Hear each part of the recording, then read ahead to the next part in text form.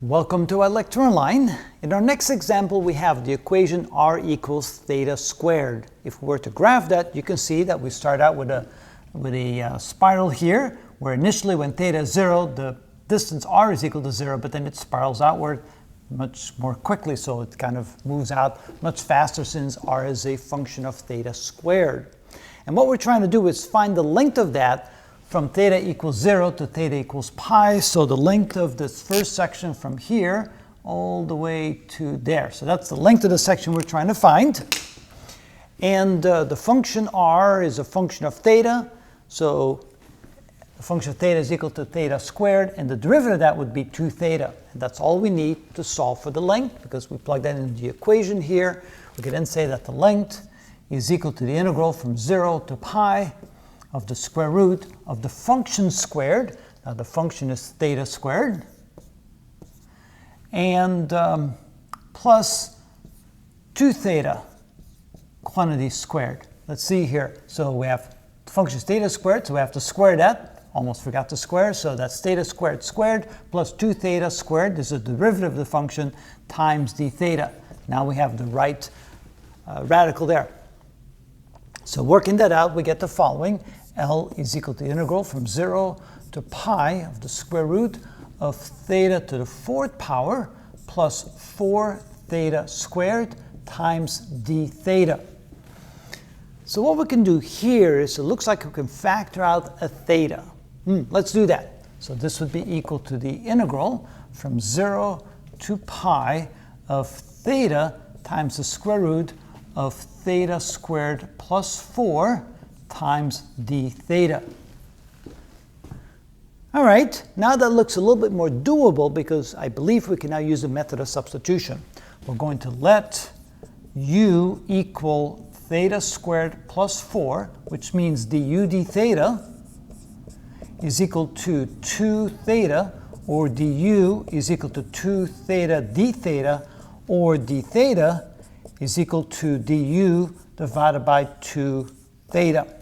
And so we're going to substitute that back into the integral. So the length is equal to the integral from 0 to pi of theta times the square root of u times d theta, and d theta is du divided by 2 theta. Notice that this theta cancels out this theta. The 1/2 can come out, so this becomes equal to 1/2 times the integral from theta equals 0 to theta equals pi. So we have to indicate that those are pi, the theta limits, not u limits, of u to the 1/2 times du. And if we integrate that, we get the following. L is equal to 1/2 times u to the 3/2 divided by 3/2.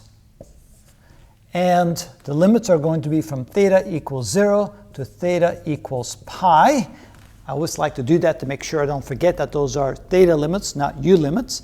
Divide by 3/2, same as multiplying times 2/3. So now this gives us 1/2 times, divide by 3/2, same as multiply times 2/3, times, instead of u to the 3/2, we're now going to write this to the 3/2. So now we have theta squared plus 4 to the 3/2 power evaluated. Now we don't have to put that anymore, because the limits are from 0 to pi.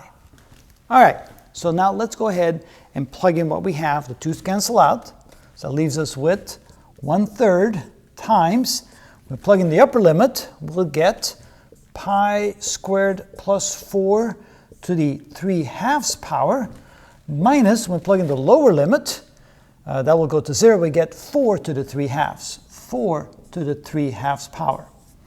Okay, I'm running out of room there, so let me move up here and finish this off. So we have L is equal to 1/3 times, we have pi squared, pi squared plus 4 to the 3/2 power minus 4 to the 3/2 power, that would be 2 cubed, that would be 8, minus 8. And let's see here. That's probably the simplest that we can make it.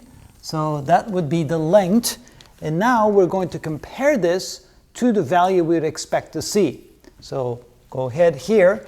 If we try to figure out how long this is, the distance from there to there can be defined by plugging in pi into our equation.